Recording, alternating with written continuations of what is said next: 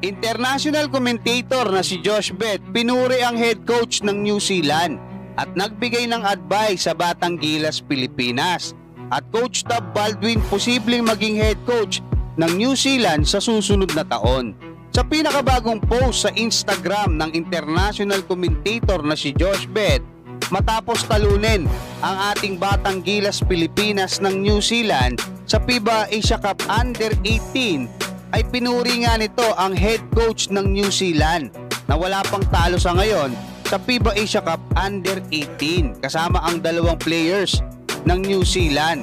Kasabay nga nito ay nagbigay naman siya ng advice o payo sa ating Batang Gilas, Pilipinas na dapat daw ay mag-push palagi ng tempo ang ating Batang Gilas. Dapat daw daanin sa bilis ng Gilas itong mga makakalaban nila. Marahil ay nakita ni Josh Bett na undersize ang ating Batang Gilas, Pilipinas ngayon, no? Diyan nga sa naging laban nila. Kaya ganoon na lang yung advice niya. At susunod naman nating makakalaban ay ang Japan. Diyan nga sa pagpapatuloy ng FIBA Asia Cup Under 18. Pero alam naman natin na wala yung mga ace player natin, no? Na sila Andy Gimao at saka si Alas, mga kabasketball. At dahil nga sa dalawang sunod na pagkatalo ng ating Batang Gilas, Pilipinas, dyan nga sa FIBA Asia Cup Under 18 sa New Zealand at sa Jordan, ay lalong nalalagay ngayon sa alanganin ang posisyon ni Coach Josh Reyes dyan nga bilang head coach ng Batang Gilas, Pilipinas. Dahil under evaluation siya ngayon ayon mismo sa pamunuan ng Samahang Basketball ng Pilipinas, at posible rin siyang mapalitan na bilang head coach ng Batang Gilas kasunod ng kanyang ama na si Coach Josh Reyes na pinalitan naman ni Coach Tim Cone sa ating men's basketball team.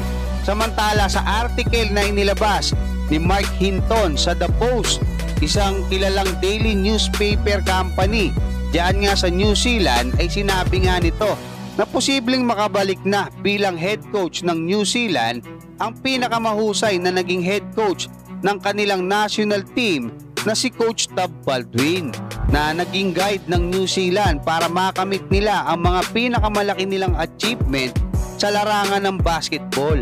May nagsabi din daw sa The Post na isa si Coach Tab Baldwin sa mga quality contenders para maging head coach ng New Zealand. Pero ayon naman kay Coach Tab Baldwin doon nga sa naging latest interview sa kanya, kasi natanong siya kung ano ba yung masasabi niya diyan nga sa article na yan, at sinabi niya na hanggang 2025 pa or etong season na to, no, kailangan tapusin niya pa etong season na to diyan sa UAAP sa Ateneo.